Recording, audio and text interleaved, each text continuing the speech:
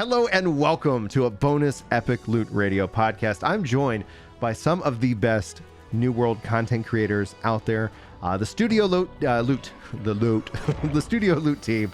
We got Danneh, got Danneh, BDLG, joining me to talk about the future of New World. We just saw the 1 year anniversary stream.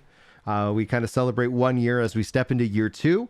And generally curious because I've seen a lot of mixed reactions to that kind of stream, myself included. I have some conflicting thoughts, but I'd like to actually, Danneh, I'd like to get your thoughts on, did that 1 year anniversary deliver for you? Was there things that you felt like were missing? And yeah, floor's yours, dude. Yeah, no, in a nutshell. Let's be honest. No, it really didn't. I think it did in its own right. You know, they put out a really nice video. It was good to see the team and everyone who's involved in the back, and they're human, and you know, it's not robots making this game, and you know, we're getting to know them, and that's really cool. That is really, really nice.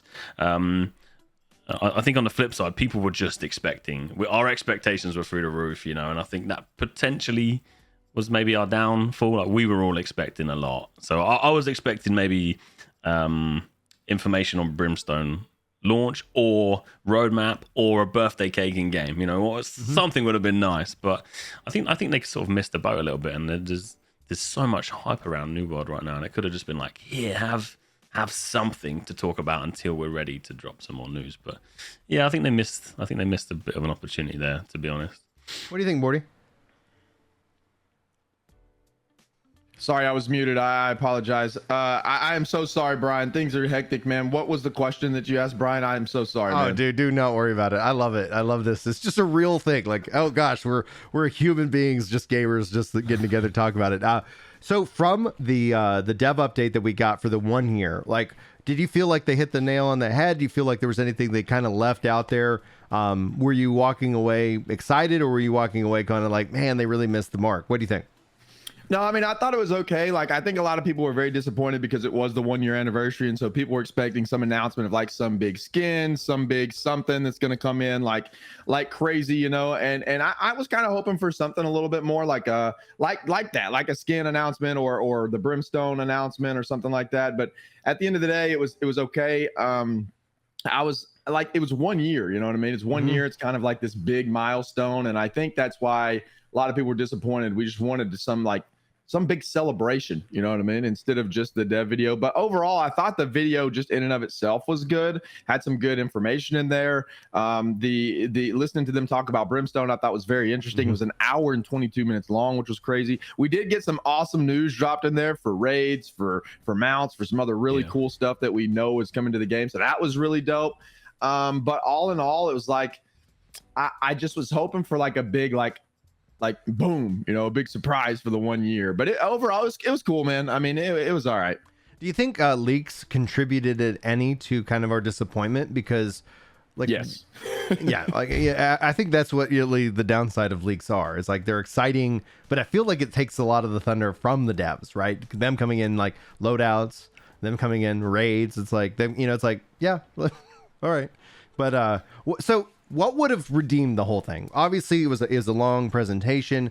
I loved the information. I was like, this is really something I enjoy. I love hearing devs talk because I feel as an engineer myself that I'm able to glean a lot of insight and understand the processes in a very deep way, a very personal way. Not everybody's going to do that, but I also like the the commentary from movie makers, you know, just like, oh man, like, what are they talking about? So I find all that stuff interesting. But what would have been one thing that they could have done in that last segment? I think if we don't look at the whole thing, we just look at the ending. What would you have felt like would have been that kind of moment for you if you could only pick one thing? Either Danneh or BDLG. Go on, Bordy. Go for it. One thing. So I think one thing that could have been like the redeeming moment, I think, is if they would have been like, here's a in-game skin to celebrate the 1 year anniversary, or like here's a party that's gonna be happening on every server at X in the middle of Everfall. We're gonna have like, here you go, it's decorated up for the 1 year anniversary. Go check it out, and here's like some free in-game things. You go to this NPC and grab like, I don't know, grab like a free cosmetic or something. I think that would have been really dope. Just some kind of celebration for the players to get really excited about would have been really cool. But at the end of the day, man, I think they have their plate so full with Brimstone right now that it's just falling at the 1 year anniversary mark. And so I mean, we are getting Brimstone essentially for the 1-year anniversary. It would have been cool to have something on the day, but I'm not super disappointed like a lot of people. I think it's fine ultimately. Dude, we're getting Brimstone in like, I don't know, 2-3 weeks. So it is what it is. But yeah, just something like that I think could have really helped like turn the attitude towards that thing for sure. What do you think? What do you think, Danny? Yeah, I just wanted a birthday cake in game. That'd be cool. Was it. Don't even have to eat. Don't even have to have any attributes on it. You know, no luck, Sorry, no mine's nothing. Just always on cake, bro. Why you always think about cake, yeah, Danny? I love cake, man. Yeah, me too. Just give me some cake. Bind on pick up cake is fine. Eat it if you want to eat it. Don't if you want to eat it. Bind on pickup cake. Binds to your hips is what it does. But yeah, I'm over it. You know, it's sort of one of those things. Looking forward to Brimstone now, but something like that was something I've had in other games. You know, you log in after 3 years of playing the game and you just got an inventory full of like presents or something, just something fun, because it's like, isn't it? It's a celebration that the game's still live, the server's still live, and I think it should have been a little, hey, thanks for sticking with us, everyone who's still playing for all this, you know, madness we've done. But yeah, that would have been fine for me. But yeah, it is what it is. Yeah. Onwards to Brimstone, I guess, and what's coming out soon. I think the problem that they run into is, you're right. Both of you are kind of really kind of hitting it. If they dropped anything, because like we do kind of have the skin that drops, you know, are going on right now. And we know that there is going to be an anniversary kind of, you know, skin and things like that. It does feel like it just ended up being like, this is the 1 year and it's just not ready. And as a part of the starting, like, we want to stop taking a step back. You know, we take 2 steps forward, 1 step back.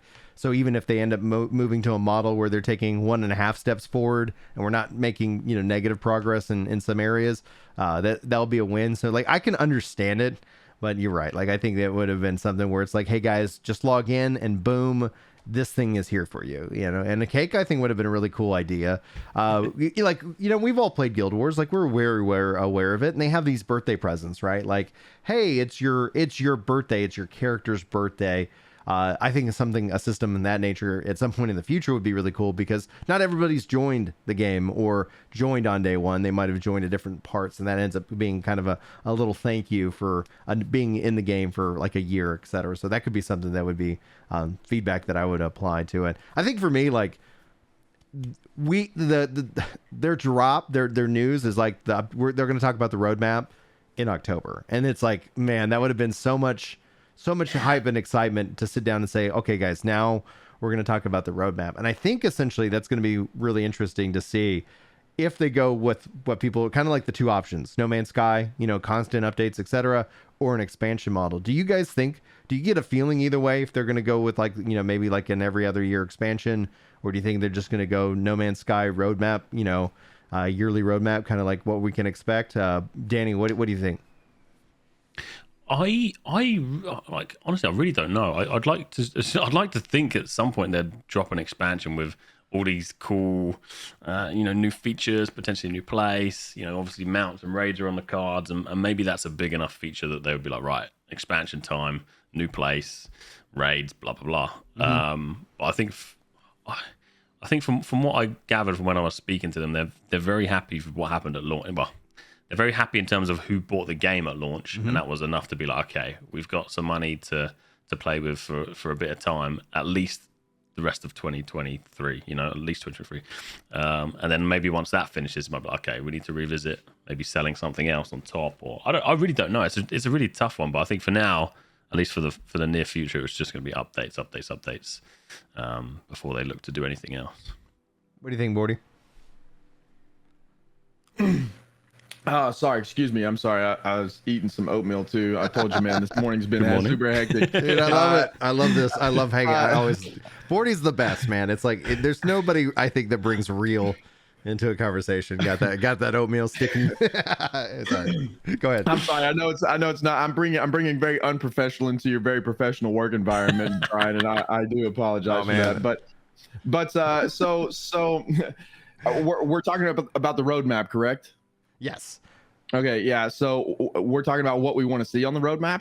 Yeah. Like, go ahead, because it's like the question was like, do you think we'll end up going with an expansion or a paid expansion model, or do you think you go No Man's Sky in roadmap? Because, and then essentially that bleeds into an obvious question is like, what do you guys want on the roadmap as well?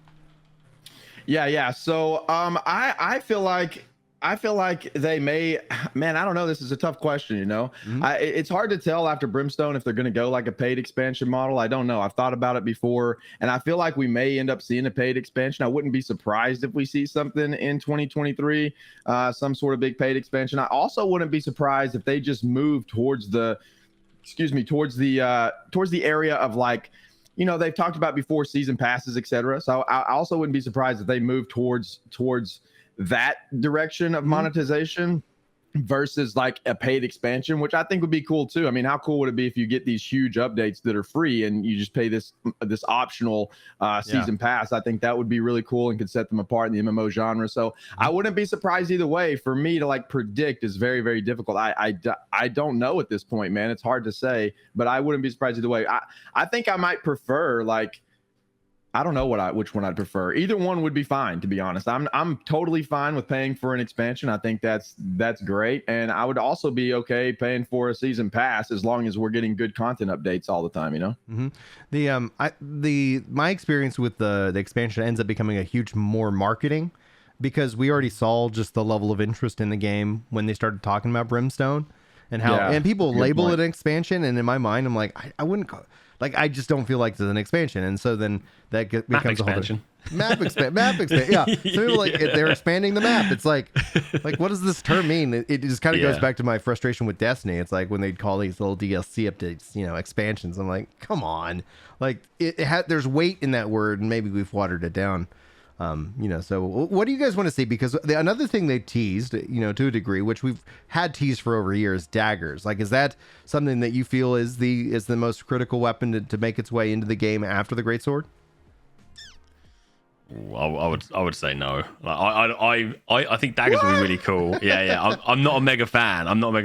You know me. I'm all for sort of the frontline bruiser attitude. I think daggers would actually be kind of fun, but given the state of how everything at the moment is very dex led and very sort of nimble runaway type PvP, I think the daggers would aid to that as well. So I think the new changes coming to the equip load and the dodging and things could really make space for daggers, and they could really have a place. But I think like right now today, I'd be kind of sad if they brought out daggers in the way life is. But I don't know. It could work fantastic. You know, taking down the bows, the muskets that we see a lot of at the moment.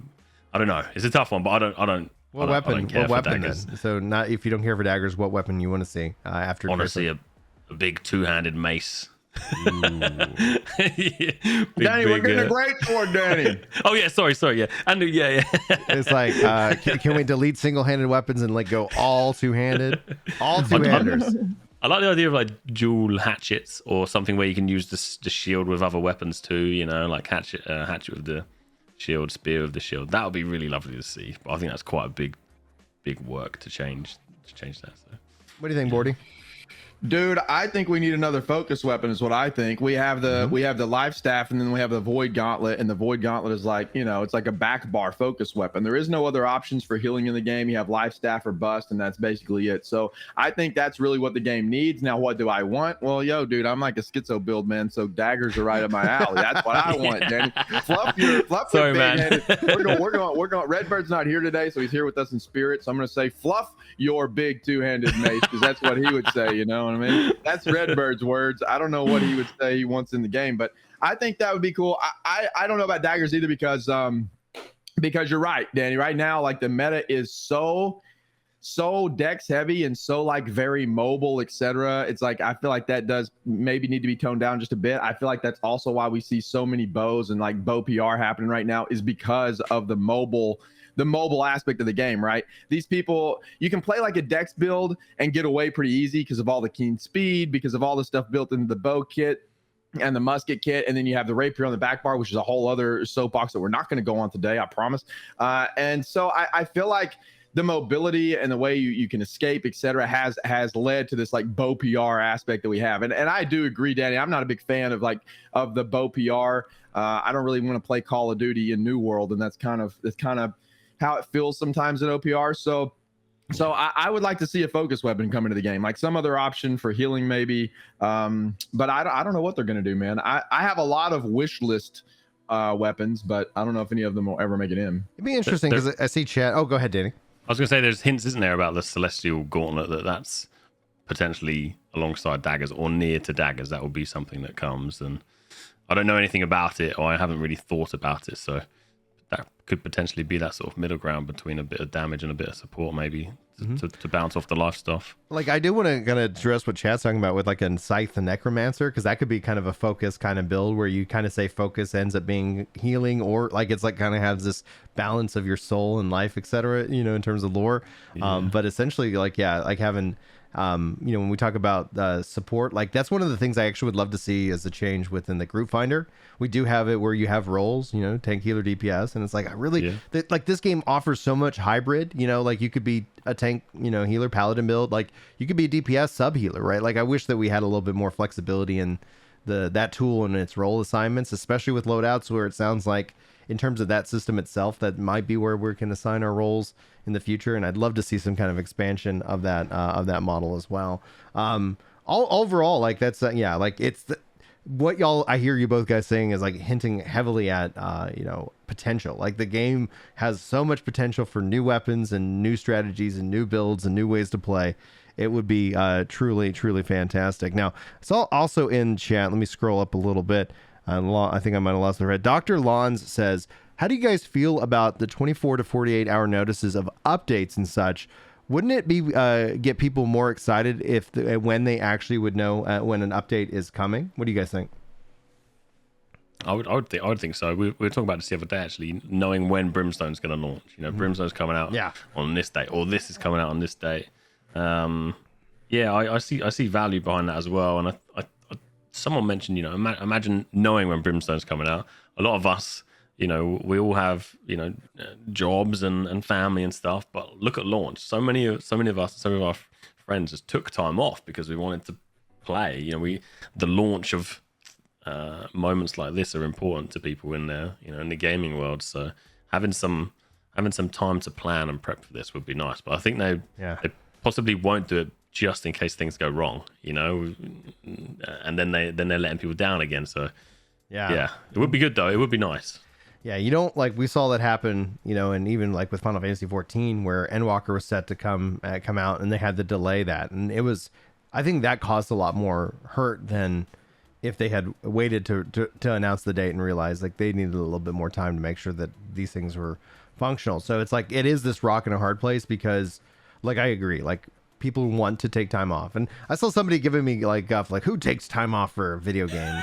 I was like, people take time off for movies. Like, who cares? Like, I'm not their boss. I'm not in charge of how they manage their time. If they want to take a day off to play a game, etc., like that's awesome. And I wonder if streaming culture in and of itself kind of adds to that effect. If you're at work and it's a slow day and you're kind of like, man, I'm not doing anything really good today. Like, it would be cool to be just like a part of something, a part of an event, a part of that initial rush that sometimes goes wrong. Like, we've all seen launches that go wrong. You're like, all right, well, just wait a couple days and it sorts itself out. So it's I don't judge anybody, but I think that you're right, Danny, when it comes down to they need to get some announcements, some dates out to the base as quickly as possible and kind of detail that, because do y'all think they're gonna stagger this release like they did with the July release, where content rolls out over the course of a couple weeks as opposed to like all on one big day? What do you think? What do you think, Borny? My prediction is yes. I think they will. It makes sense in my mind that they'll stagger it. There's a lot of things coming in, man. You have fresh start servers, you have the Halloween event, you have Brimstone. To me, it makes sense to stagger those because players want to experience all of those aspects. So whenever you drop them all at one time, the Halloween event's going to take away from Brimstone, and Brimstone's going to take away from the Halloween event. Like, who's going to go do the Halloween event whenever you have Brimstone sitting over there in a new zone to go explore?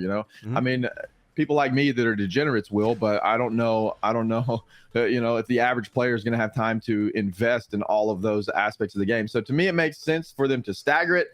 I'm not sure what their plan is, though. I have no idea, but I'm hoping for a staggered thing, What do you think, Danny? Yeah. I think staggering it's nice. We were sort of saying potentially, maybe fresh start comes first. If we get the fresh start servers, everyone gets a chance to play with their friends that haven't played it for a while, or friends that are coming back, and we can all join. And the whole fresh start is a completely different chat, I guess. But that could happen first, and then Brimstone could drop 2 weeks later, for example. And I don't think people would be too annoyed. I don't think, because it gives people to sort of play through the early stages of the game, and then Brimstone launches, and a lot of people might be somewhat near a similar stage. But I think either way would work for me personally. But I think for it's a difficult one, but I think staggered would be nice as well. Yeah, I agree with Bordy. So as we look forward to obviously any kind of news, because I actually am 100% on board with you guys, literally with release the fresh start servers with the new player experience and the great sword, and then a couple weeks later then drop Brimstone, so that way anybody who wants that experience and wants to rush, they could actually step into Brimstone on a technical fresh start server. So it ends up being this bigger event, which from data leaks and stuff like that, we see that there's an event planned for the Battle for New World, Twitch having a key component. I'm not going to press anybody in this podcast to see if they've been invited to such things. We'll let announcements roll out as announcements roll out. But overall, this is something that is actually, I think, one of the biggest strengths. One of the reasons why, when I'm Danny, in the pre-show, you're saying people are like, why are you still playing this game? You're like, I just love it. It's it gets a hold of you. It just gets for me, I just love this game. And I finally, I think I understand a couple key components, because one of the reasons I've often said that MMOs, especially they don't have any kind of nostalgia factor struggle, is because they don't have any kind of real hook that you can lean on when there's content gaps. When you're sitting here going I really want to play more, but there's nothing for me to do. What do I do? Well, you kind of lean on to that nostalgia. Final Fantasy 14 as a real classic example from my own personal experience. Final Fantasy. I love that. I know that. But New World never had that. And I was trying to always search within myself, what is it about New World that is actually, checking that nostalgia box for me? And when you go and step into the world, for me, I grew up in East Texas. Anywhere, if anybody's in that area knows Nacogdoches. I know Bordy's a Texas guy. Yeah, you got that Lufkin, Texas, area, lots of rain, lots of trees. I was sitting here playing New World, and I was like, holy crap, this reminds me of my childhood. And that's where I was for me, it got its hooks in. But that's something where it's I'm still playing the game. I still think though the other aspect is they have a huge marketing arm that they don't have to go spend all this money on ads, and it's called Twitch. And it's Twitch drops. You go and look. I've gone and done studies on y'all's channels and other content creators. It's when you see drops come in, it's there is interest there. There is even if it's I'm not actively playing this game, but I don't want to miss out on this drop. All of a sudden, I'm sure you guys feel the love, even just in lurk support. Yep. What do you think about what I guess the real question I'm building up to is that what do you want to see integrated with New World and Twitch that would make y'all's content, your play, even better? That gives New World a competitive advantage. What do you guys think? You want to go first, buddy?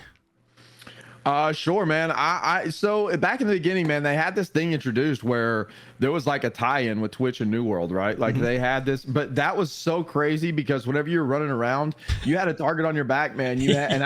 I think that may be why they took that out, because I remember in the early days, bro, we were running around in the beta and it had my viewer count over my head. And so people were gunning for you, it wasn't a very great experience, I don't think, even though now most people know who the streamers are in the directory, I think. And so especially when Danny's running around, he's the celebrity of all celebrities. So everybody knows Danny Boy, but whenever you're running around a game, people most of the time know you are, but it's it's different when you have that big number over your head, dude. It's this target. So that was kind of a feature they tried, to implement that. I don't know that it worked great. So to be honest, I'm not real sure. The drops are amazing. A lot of other games do that. And I've thought about this before because they do have this opportunity with Twitch to do some really cool things. And I don't know. I don't know, man. I guess I'm not creative enough to think of the ways to utilize it other than drops and how they're using it right now. But I would like to see some very interesting way that they tie it in, because they are, they have this tie to Twitch. I mean, it's Amazon Game Studios and Twitch. They should do something really cool. And I don't know what that would be. But I don't know, man. You guys have thoughts or ideas? I'd love to hear them. I was going to say, do you remember when Lost Ark launched? There was a sort of a plugin for Twitch that you could you could use or link up with Lost Oh Ark. yeah, plugins or extensions would be dope for gear and stuff like that. Yeah. So one of the big things is like, what are you running? What's your build? How are you doing this? You know, sometimes I run a 50 con tank and everyone's like, well, fair enough. Sometimes the runs end up for 2 hours, but sometimes they're very good. And people are like, what are you doing? What's your build for this? What's your build for the PvP? Especially when we're in OPR and we're surviving so long. I'm being carried by a healer, but people want to see what I'm running essentially, and that would be a really cool sort of feature. But yeah, I liked at launch as well. There was something, wasn't there, in their building where you could interact with Twitch and then talk in game or invite people from. So some things like that. But yeah, sort of plugins, extensions to actually sort of drive engagement on Twitch would be actually very good and give people a reason to come here outside of, you know, people enjoy being on Twitch and that's fantastic. But like you say, when drops are on, boom, people come in for the drops. But when they're here for the drops and they're maybe lurking and they are genuinely interested in what people are up to, what's this, what's that, and maybe you could interact somehow with Twitch. And this is surely the game they should be doing this on, right? This is one of, if not their main game, well, it is their main game, and they should be sort of inventing with this. It's such a great place. Yeah, the I mean, when it comes down to like the subscriber number and things like that, I think just opening it up to the content creator, whether they want to like choose to have that. One of the things we see is when wars are being, you know, people broadcast wars, and having any kind of integration, it would be great to be like, oh, you want to watch this war? Here are the people already streaming it, and literally like click, and all of us, like same thing with like Arena, right? Like being that there's no real Coliseum, being that, you know, sometimes you're just kind of on the outside. Twitch ends up being a really interesting gateway into that. And so we've seen war shoutcasters really grow, like and it's really exciting to see that kind of success, but some kind of integration with that. I think like the subscriber armoring, I see chat bring that up. I would love to see something like along those lines. I'd love to see something obviously used with channel points and like extensions. Like there's so much potential, like every little aspect and facet of this game is like, I want, you know, it'll be interesting to see. And that kind of leads me to my next question is that, guys, we're in year two. Like this is, year one is a really good way of kind of dusting yourself off, figuring out. I feel MMOs all have it, no matter who they are going to struggle within the first couple of years. It does not, I just don't see any other game that has the other example, right? There's no utopian MMO out there that people are like, oh yeah, this is clearly how you manage it. But now we're in year two. What do you guys want to see specifically within this year that you feel is going to make New World, you know, a continued success for you and overall for the gaming population? Is that increased player growth? Is that specific content? I would like to get your thoughts on the raids, but we can talk about that more focused here in a second. What do you think? Ooh, that's a big one, buddy. You got any ideas? Growth for the game for year two.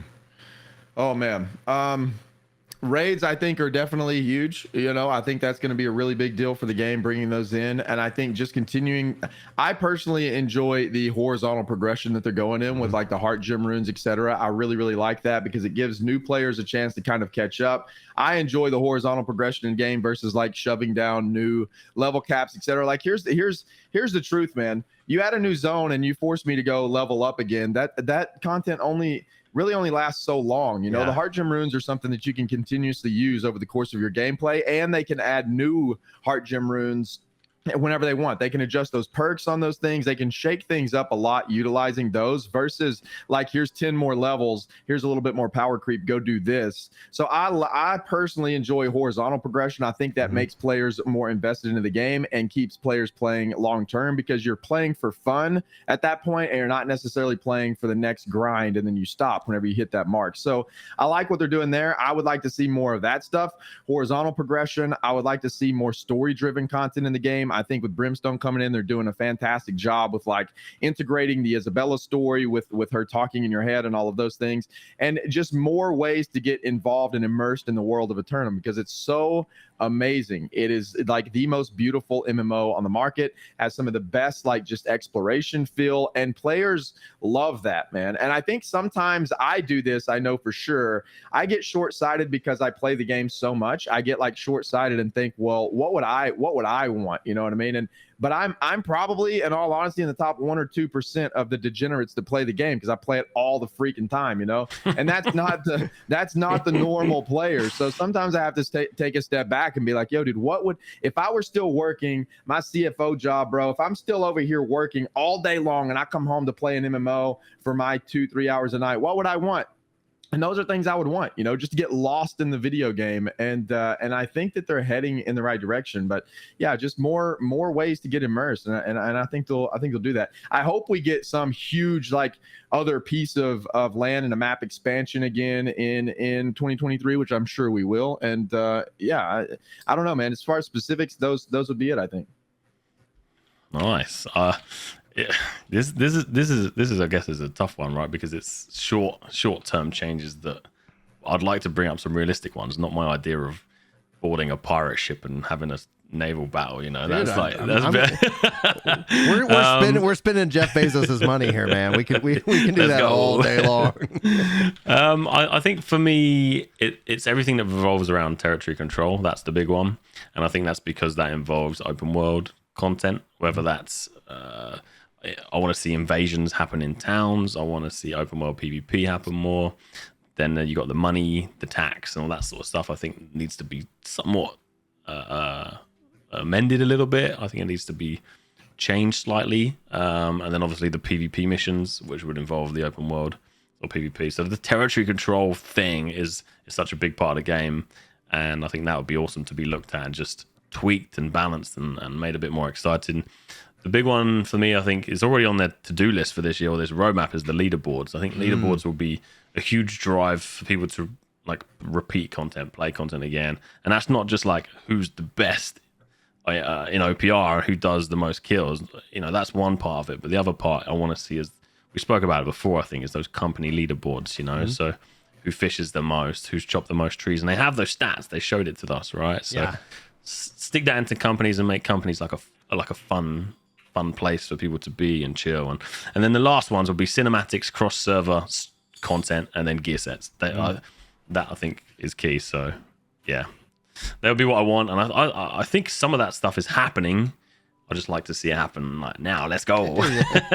Loadouts are going to be, I think, a real big game changer, especially for me. I've been just living in a healer build, and it's like, well, you know, like I like tanking, I like playing other, you know, things, but I'm like, oh, you know, it ends up being such a hassle. It's going to be a balance though, because one of the things you don't end up like we can over convenience ourselves to the point where some of the magic of the game could get lost, and it becomes that chore. And so hopefully they continue to fight against this chore mentality that other MMOs have really developed, to their detriment. Like, I think it's a short-term fix, but then a long-term problem. And so then you end up having that idea, because like one of the things I enjoy about the game is, yeah, I could go and do that if I want to, but I'm not feeling like that it's over incentivized and that I'm at a disadvantage if I choose not to. Like, I don't think I've even bought orbs off of the faction vendor for a couple of days. It's like, all right, I'll do that, you know, if I feel like it, because I end up just kind of going in, you know, whatever organic direction. I do agree absolutely with cross server, especially when you start looking at, you know, 3v3 arenas, at the level banding that they have in that.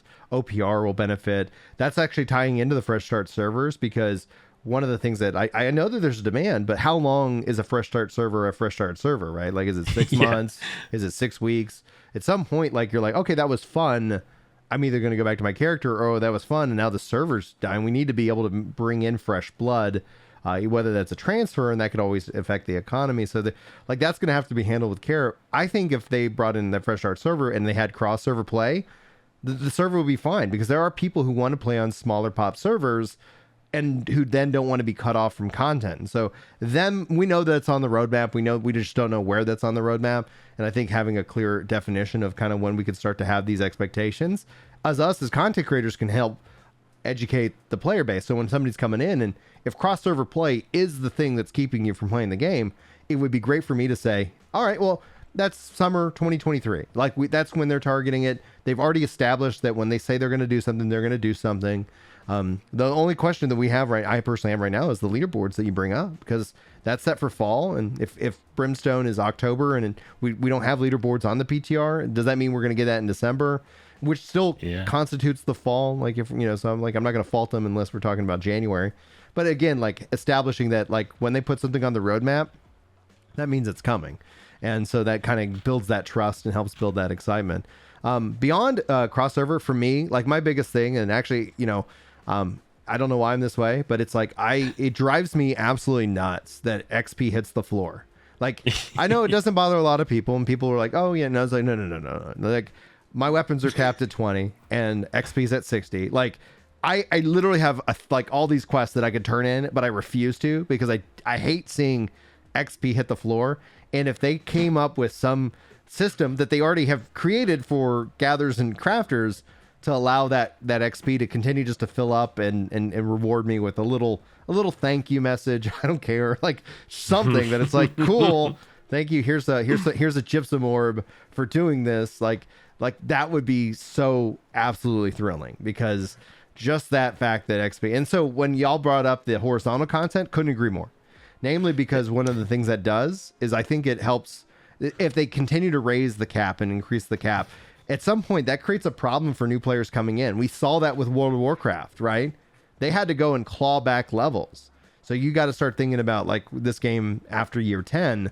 I hope they don't continue to rush like some kind of vertical progression. I think horizontal ends up being a way easier way to continue to invite players into the game and not say like, well, guys, you got 120 levels to go. And the only way to do that is you have to grind your ass off, or you can pay to skip. And then nobody likes those systems. Nobody's like, yay, they brought in skip potions, right? Like, what do you guys think? Skip potions, vertical progression, where do you stand?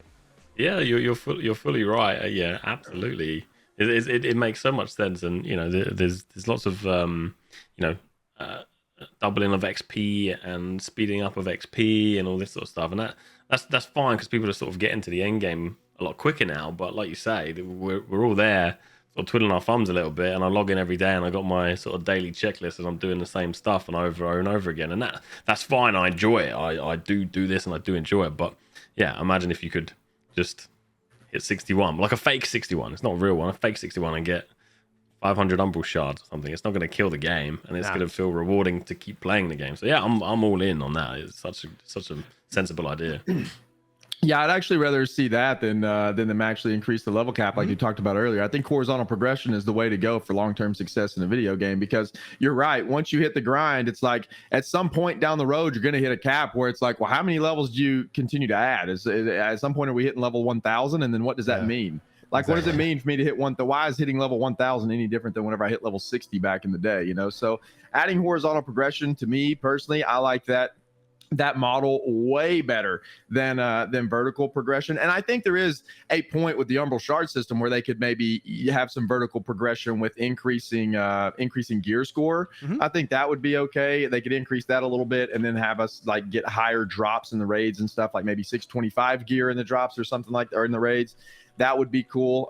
There's a lot of things. Brian, every time I talk to you, man, you go on a rant about this, and it cracks me up. It is literally like so they did the survey. I don't know if y'all filled it out, but I was like, I published my survey to the channel because like, this is what I answered, right? Like, I'm not an expert in everything. I didn't answer anything about what PvP weapon balances because I don't like. I was like, I PvP, but I'm like, I do not have any insight. I'm like, this is how I play. I'm either good or bad. I probably at any given day, one or the other, even with my same build. But like, I was like, when it comes down to it, like the number one thing was XP. Same thing with weapon XP, hitting 20, like let that stuff like stay at 20. I don't need more points, but just reward me with like a weapon. Like, hey, you got your sword to theoretical 21. You're still 20, but here, here's this sword roll for you. That's, cool. Like, thank you. Or, some umbral shards. Do you guys think, that they should open up umbral shards to more named items lower than 590, like as a way of like farming some stuff from the early day where you could actually like, do you think you'd like to see an expansion of what the umbral shards could be used for? They changed something, didn't they, where a lot of the old and sort of named items should be dropping at 590 now or something like that. So I think they've changed something, but yeah, there's definitely more ways to get some of the earlier content up. I think some of the biggest is like some of the way the gear looks awesome. Early days gear, you can't use it higher on, so that goes into a bit of a transmog system. But yeah, I think you're right. They did change. I saw something on the PTR couple of days ago, is like all the epic and legendary named items now have this like shiny banner and things, and that's kind of like a very small change, nothing to do with your question, forgive me. But yes, I agree. I think it would be good to I was actually lurking on your stream, and I was like, that's awesome for the named items. Yeah, absolutely. Really cool. It looks beautiful. Yeah, that's my rant. Like, it's like, if they did that, like, it's like, I don't, it probably would be bad for me and my health. I'm like, I gotta grind. I'm leveling it up at 11 XP. Like funny. Yeah, we all have these rants we go on. You know, yours is that. Mine is always territory control and servers. I talk about those every single day. I think because I think those are the two biggest issues in the game. And I didn't mention that whenever we're talking about the 2023, what we wanted to see in there, because I think those are, to me, just given, and maybe it's just in my mind because I harp on them every day. Like, the territory control system is not great for the game. Servers need to be addressed somehow with crossover queues, etc. Those are my top two things that I hope they address in 2023. But beyond that, yeah, it just cracks me up because everybody, every time you go to somebody's stream or whatever, everybody has their their one or two things they just like die on. You're that right. wheel, like, it just cracks me up. And you're not wrong about territory control. Like, it's like one of the things, like, all of a sudden it's like, these are some of the real key things, and them kind of getting those systems in place. Because even when the game launched, I was like, you're 1,000 in queue. It'd be cool if they were like, go guest on this server for a little bit because there's nobody over here right now. We're just gonna let you play, and we'll let you know when your queue's ready for your home world. Like, you just wanna play, right? Like, you just want to get in. You don't want to wait in, hours queue. But it does sound like, at least their estimate, like having a queue of 5 to 10 minutes, not really an issue. I think that's actually, people kind of like seeing that as a sense of health. I see that in other MMOs. Like, oh yeah, I got a queue of 100 people. All right, this 2-minute wait, 3-minute wait, not a problem. But that means people are still active on my server. I like being a part of that, and so. But yeah, what would you do for territory control? Like, what is your fix that you'd like to see them bring in? Holy crap, man. I can't tell you how much like thought I've put into this. And I at the end of the day, man, I'm not real sure because there's a couple of things that I don't like about the system that I'm not really sure how you would ever fix it, man. I don't know. I don't know what the solution is. One of the things I've thought about before, just to incentivize, open world PvP, and I think I've mentioned this, I don't know, several times, maybe on here before. I don't know if I have, forgive me. But the like a lattice system, like ESO has, not a Cyrodiil, but within each territory you have these smaller forts. So you have to connect those forts. So like a faction or a company would have to go down there and connect these forts, which would promote ongoing all the time open world PvP in every single zone. And then once they're connected, that would then trigger the war. And then that's how you trigger the war versus doing these mindless PvP missions over and over. You actually have to engage in like some sort of PvP, which I think would be cool. But then again, we might see just people going and capping these locations and no contest like we have now with the PvP mission. So it's kind of tough. Just things like that to incentivize open world PvP, I think would be great. But then as far as like the actual process of war itself, the reason I think it's so bad is because it's gated by players, and that tilts me, man. Because I know, like, I get into wars a lot. But I know a lot of people that just don't, and they get frustrated by it because they can't, again, these are people that play the game at night. They come home, play it 2-3 hours a night, and they're working towards like, I'm getting my gear so I can go war. That's what I'm doing. And then they get to that point and they get decent at the game. They have good gear and they've spent the last 8 months of their life grinding away only to find out that this dude over here gatekeeps the content. It's like, hey, man, I really want in a war. And then these people are like, no, dude, you can't get in the war, man. I'm sorry, because I don't know who you are and you're not my friend. So I don't. And it's like, it feels like this popularity contest. I think anytime you have content in a video game that's gated by the players, that's not a good feeling, man. And it's not a good feeling, especially for like the demographic of MMOs, because I think the vast majority of people that play MMOs now are probably a little bit older, like us, where we've grown up with MMOs, etc. And dude, let's be realistic, man. I'm forever young, dude. My plan was the Benjamin Button plan. Y'all selected to get older. I selected always get younger. And you're looking great, Brian. You're looking, I've lost weight this year, so I'm down 35 pounds. Still got a little bit to go. So still got another like 60 pounds I need to lose to really be at that right weight. But the I do want to. I'd love to get Danny's thoughts on some open world PvP as well, because I'd love to talk about PvP. I have a couple of ideas. I'd love to hear y'all's thoughts on them. But Danny, I want to give you the floor since you're my main PvP guy. So if there's anybody else out there, be sure to shout them out. That's very kind. I actually, to be completely honest, I'm pretty bad at PvP. What I've been very good at is teaming up with good people, you know, and just Surround being the yourself with the louder best. one. No, I absolutely love open world PvP, and I love being in the wars. But I've been bouncing between companies recently with the guys that I play regularly, and it is constant.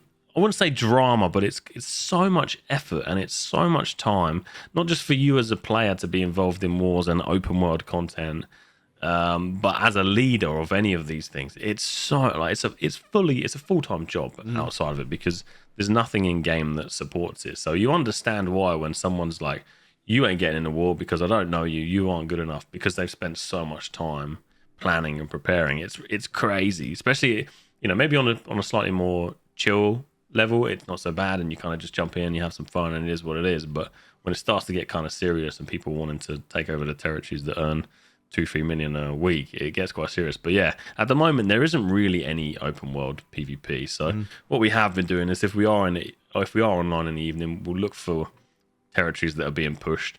And essentially what you're doing is you're griefing someone's war push. You're just pissing them off so they fight you. That is the only thing you can really do. And that's obviously, it feels bad as well, because your servers are pretty small and you're just going to be annoying companies that are out there pushing. So it is very tough in my experience to sort of make this work. But I love the idea what BDLG said, and we've been speaking about that a lot, that pre-wars should essentially be a mini war. And I love the idea of sort of some open world content as well that drives a bit of PvEVP to kind of allow people to get into some large scale content. And it's not necessarily wars. I think people wouldn't care about wars if there was other. Well, I've spoken to a lot of people. Some people just don't care, but I think a lot of people would love to see sort of population drive to a space and just fight it out, whether that's a PvEVP scenario would be amazing. So I had this dream that this sandworm, we all know, is going to be this mega open world boss, and we're pretty sure it's going to be a raid boss rather than an open world boss. But yeah, it's a difficult one, man. I sort of went off on a tangent there away from the question, but No, you're good. yeah, open world PvP doesn't really exist too much, on most servers. So I'd like to see that come back, and I think, Oh, dude, it's so much fun. yeah, it's really so good. I much think fun. that's why a lot of people are excited about the fresh start, because I think still, if you flag up PvP, you get extra XP, right? You do, and that ties back into my whole XP rant again, because it's like, Yeah. the longer you're flagged with PvP and not killed, the more bonus experience you give. I was like, bring that into the PvE side.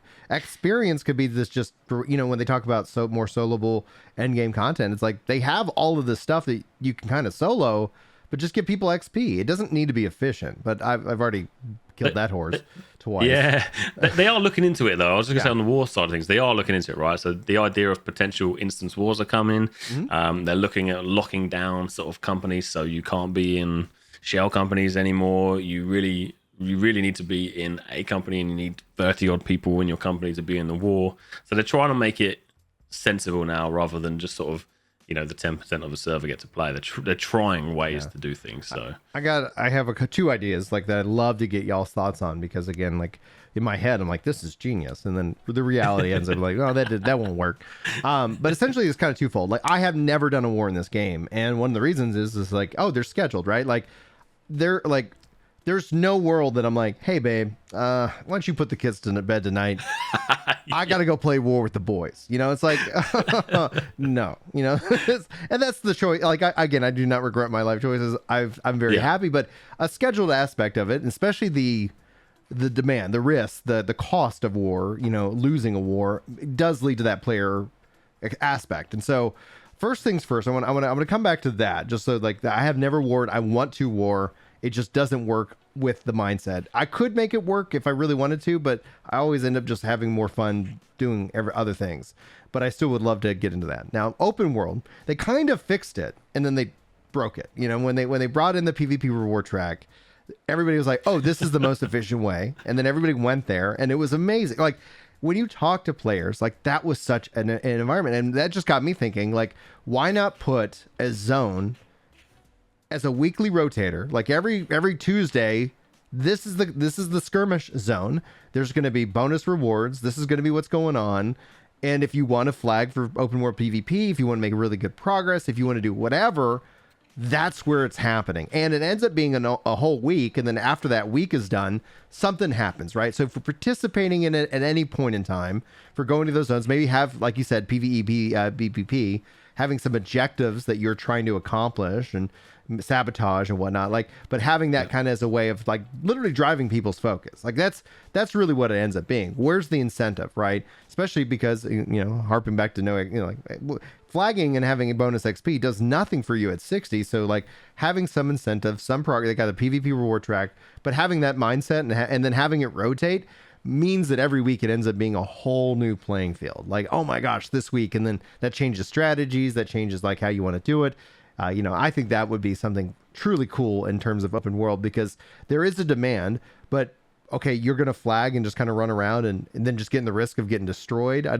We're not seeing that level of incentive come into the game. And then the other side of it in terms of war, I go back to my Final Fantasy 11 roots, because Final Fantasy 11 had a territory ownership kind of system that was all driven off of, they were all pure PvE content, but all based off of what you're doing in that zone.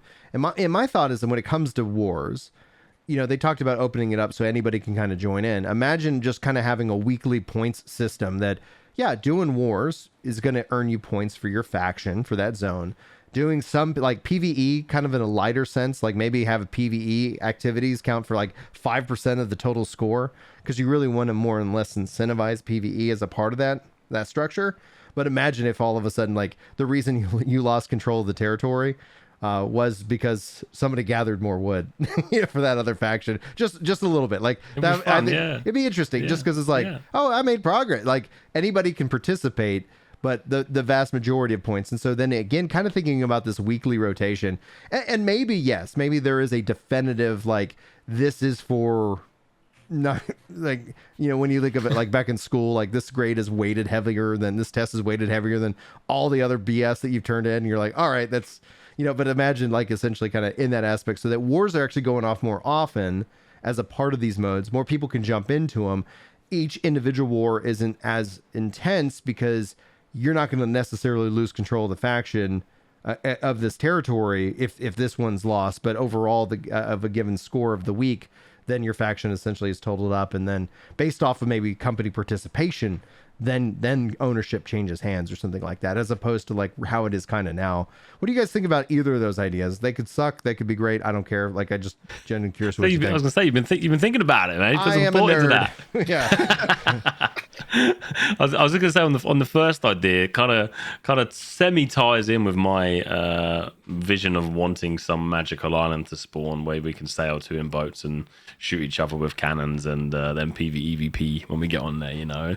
I like the idea of sort of not timed content, but some sort of event that happens throughout the week, or something that happens to kind of drive that engagement. And like you say, even when I spoke to David when I met him in London, we called it Green Cleave on our server because it was the Marauders that controlled Great Cleave at that time, and it just created a space for everyone to gather up. And even if you didn't like PvP, I think people were showing up and being like, what is happening? What is this madness that's going on? People just see people killing each other all day, and it was good fun. It was really good fun, and I'd like to see that. Yeah. So the first idea was solid, and the second, that makes absolute sense to me as well. It just makes sense. So yeah, I'm all in. Let's go with these ideas. Let's take it to New World. All right. Hopefully the devs are listening, because I do write up these things on the forums, and so I did put in feedback about how the cactuses don't hurt you in Brimstone, and I was excited that they actually tweeted that out. Like, what's wrong with y'all? Like, are you serious? I was like, that actually broke my immersion. Like and they sound like trees as well. Yeah, it's like I was like, that actually broke my immersion a little bit. I was like, it doesn't need to kill me, but it would just be like, ooh, a little damage. Like, I'm running through cactuses. What are y'all doing? It's like, all right. What do you think, Bordy? Any of those ideas appeal to you, or like, would you make any changes to them? Yeah, I mean, I think they're good ideas. As far as changes, I'm not real sure because it's hard to like tweak things whenever they're not implemented, but on paper those sound pretty interesting for sure. I just am I'm open at this point to anything that changes territory control, that gets more people involved in how that process works. It's such a big part of the game right now. It touches so many things in the game, and so many people just can't participate in that side of it. So anything that pulls in more people, I think would be really cool.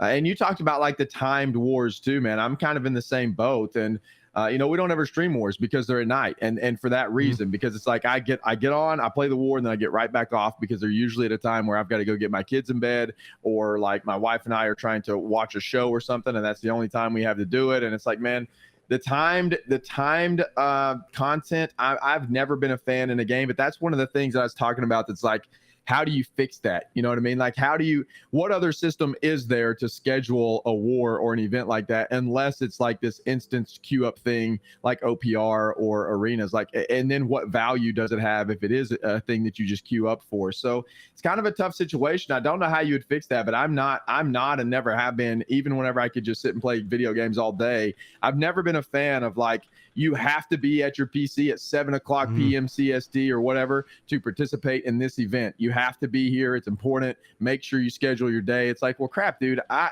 just want to sit down and play the game, and whatever content I want to participate in whenever I sit down is what I want to do. Yeah. And I don't want to have to be forced to come back online to do that content. I've never been a fan of that. I think a lot of people are okay with it. It's just not for me. And I don't know how they get around that though. Yeah, I mean that's just where it becomes like anybody can kind of war whenever they want, but I feel you 100%. Ends up being antithetical. It's also I don't know how much us being Central Time and playing on Eastern has that also an impact on that, because it's like, oh yeah, 7 o'clock, no effing way. Like 8 or 9, yeah, that actually works a little bit better, but then that's pushing it like later for different people in different regions, and it's like, all right. So it's something that I hope that we see experiment, even if it was just like they kept that system, but then they talked about opening it up to, like skirmish, like some kind of like practice mode. Like, I hear so many good things about the mode, and it's like, all right, well, maybe one day. I'm not gonna reorient my life to that as well. But that overall is I think a good thing. I'd like to kind of like, as we wrap up this show. They talk about raids. Like, I think that's something that we've seen feedback in terms of the game a lot. I've often said that we do have a raid. It's open world. Like you can go do the Merkard, run, which is is exciting. But the UI is obviously still keeping the party size at 5. So them talking about raids in 5 and 10, has me hopeful that yes, we have an instance raid, right? And whatever that looks like in this game. But then at the same time, like hopefully we don't see them ignore the open world and continue to incentivize, that as an option, and literally opening up the UI to, to 10 to 20, groups in that regards. What are you looking for in a raid? Like, was that a piece of content that you're like, yes, this is exactly what New World needs? Or is this something where you're like, oh, okay, I'm excited. Like, what did that word mean when they were talking about it in the dev update? Ooh, I think we looked at it quite a lot, and I think they were talking about 15 to 20 man like instance raid, like our current dungeon, like our current expedition. So I think that would be the plan for them to sort of expand on that. I don't know, it's such a difficult one, because I think that'd be really awesome for the game. It really would, if cross server was out and we could cross server queue, and if there was that sort of fix is not the right word, if there was the emphasis back there for the open world. I think one thing everyone's always agreed is open world is quality. Everything about the open world in New World is fantastic. They just need people to be out there doing stuff. Whereas at the moment, you do see a lot of people we'll sit in town now, and then we'll queue for an expedition from the map, or we'll queue for OPR from the map, or all of our content comes directly from the map, and that's fine to some extent. But we need reason to go back out to the open world. So I hope when raids come that there is that emphasis on open world before raids, and that, in my opinion, could possibly come in the form of those sort of open world invasions, let's call them. So if Everfall's got an invasion, then the invasion happens in the town, and everyone who has a house there should be wanting to save that town, and yeah, open world bosses or something like that. You know, I thought, like I said, the sand one would be cool if it was an open world boss, and if you go and kill it, you get a reward. And you know, if you're flagged, you might get a slightly better chance because there's an extra bit of luck on your. We know luck's fake anyway. Luck always feels fake unless you're lucky. If you're lucky, you're like, this is great. You gotta get lucky for the luck. Yeah. You know, something again to incentivize like open world, but. Yeah, I think raids, 15, 20-man raids will come, but I would like to see the rest of the game ready for that when raids come, essentially. That's kind of where my thoughts are. Borny. Yeah, I mean, I think raids are a fantastic addition, or will be a fantastic addition to the game. And I think they hit the nail on the head when they said they needed to get their mechanics right for all of the expeditions before they implemented raids. One of the things I would like to see are like, whenever we talk about raids, open world raids are cool. They're awesome. And having like an open world boss is pretty dope, but you're just going to go zerg that thing down at the end of the day. So I would really love to see, and I think this is where we're going to head, is like these instanced, you know, raids that are kind of like Destiny style raids, kind of, you know, that type of content in the game is super engaging and awesome. And I think that's where we'll head. One of the things I don't want to see, and I hope they don't implement, I hope to goodness we don't have 40-man raids in New World. Like, my God, dude, every time I played in something like that, it's such an absolute nightmare to get. Like, there's always going to be 2 or 3 people that go AFK. There's always going to be like this. It's just a nightmare. So I hope they land in the neighborhood of 8 to 10 people. Even 20 people for me is too many. For New World, 20 people that's a lot of people to coordinate to do one thing. I mean, it is a nightmare to get like a war roster together with 50 people. There's always somebody who can't make it. There's always somebody who's not going to be there. It's just like organizing things like that with that many people is painful and ultimately ends up changing the experience into a not so fun experience. I also don't want to be sitting there for 8 hours trying to coordinate 40 people because they're dipping in and out. So that's awful. I want to be able to go get my 8 to 10 man group, go in there, complete the content in a reasonable amount of time, and have a really fun time doing it. So I hope that's where they head to. I even think 15 is too many, man. 8 to 10 for me is a sweet spot. But I want to see raids that have actual mechanics, actual puzzles, actual difficulty, all of those types of things associated with the experience whenever you go into the raid, and gear and a reason to go in there and do them over and over. Good repeatable content. And I think if they add that, man, I think that would bring a lot of people in because people love that type of content in an MMO. Yeah, I've often thought, like, how cool would it be? And this is a flawed idea because we know human nature will literally, like, you know, modify game that and make it efficient to the point of, you know, boring. But how cool would it be if the open world actually impacted the raid? Like, oh, if this faction controls this zone, that means this boss is going to be active in the raid. That'd be super cool. I think we all agree that it'd be cool, but then it's like clearly there'd become a standard of like this is the most efficient way. I mean, that causes drama. That would cause raid. You know, like, oh yeah, you could have trolls like, oh no, Syndicate's going to control this because we know that's the hardest boss and people are going to really struggle on it. But having an impact on that, you know, in that regards, I think would be really cool, but a weird line. Now, the other thing you touch on, I absolutely agree. In terms of instanced, yeah, make it 10. Like, I think 10 would be like a good number that going beyond that ends up being a struggle because we already have party size of 5.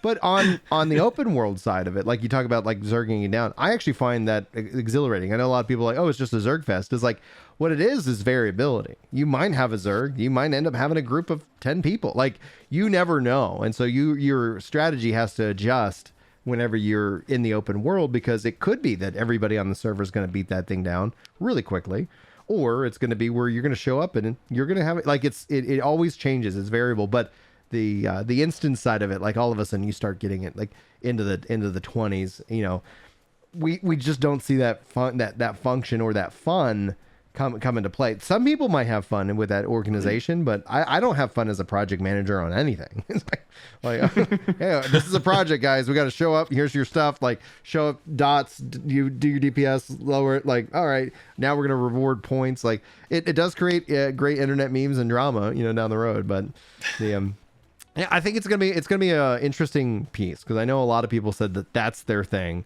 And I've seen, and I get frustrated at kind of the raid culture when the raid is the pinnacle content, the only thing that matters. And it's like, really? Like, it's cool. Like, I'm glad I want content and options to exist, but I don't want that to end up becoming like the barrier. Like imagine if you have to do like do the raid 20 times to unlock this thing that you now need, and becomes people won't even let you into dungeons unless you've done whatever version of this. It's like whatever. Like that just seems like a waste. Danny, where could people find you? What kind of content you got planned?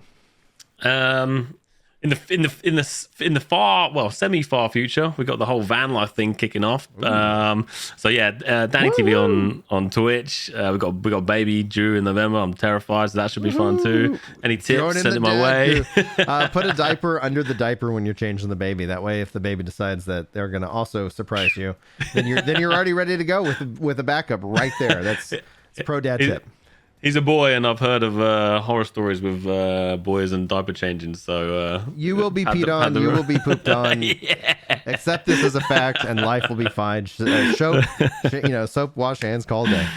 Oh, thanks, guys in chat as well. Thanks. Danny TV. We'll be doing some, always around. Obviously, hang around a lot with BDLG and Redbird and Studio Loot Boys. So yeah, I'm around. I'll be on Twitch pretty much all the time. But yeah, Twitch and YouTube is kind of where you can find me. And I appreciate being here today, man. It's been really great fun. Really enjoyed it. Morty, where can people find you? Man, just twitch.tv/BDLG. That's the home. That's where the magic happens. And then obviously over at newworldfans.com, that's our baby. That's where we're at most of the time. That's what we're working on. Probably 80% of our time is dedicated over there. So go check that out. You can find me writing articles over there and then streaming on Twitch. Hell yeah, guys. You guys put out some awesome stuff. I appreciate all the work that you guys put into it. And I'm excited, hopefully, that y'all success and y'all continue to grow. So guys, please be sure to go give these guys a follow. Links will all be in the description wherever this ends up getting posted. Most likely MP3 audio itself, but I appreciate each and every one of you for taking time today to talk to me about this amazing game. Like it's happy birthday to New World. Really hopeful that we'll see some really cool stuff in October. So it's going to be, I think it's going to be pretty wild and etc. So guys, that's going to wrap it up for the podcast itself. Thank you so much for taking time to talk to me today. Hopefully you all enjoyed the show. We're going to get back to playing some actual New World today. Right as soon as this thing ends. And you guys are awesome. Everybody here that is watching, lurking, and more are amazing people, and I love them dearly. Thanks, guys, for being here, and we'll see you next time.